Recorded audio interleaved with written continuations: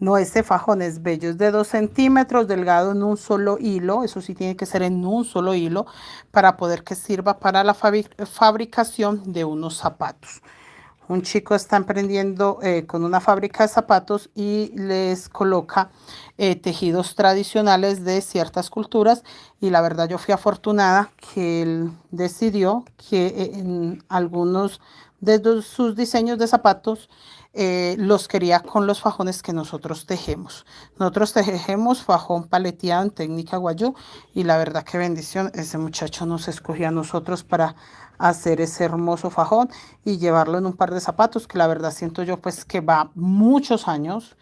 que va a perdurar por muchísimo tiempo, entonces sí está genial. Pues, o sea, no estoy diciendo que el fajón va a durar siglos, pero si él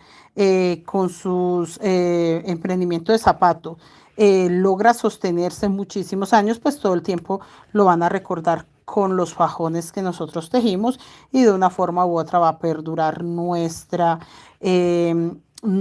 técnica, nuestra labor.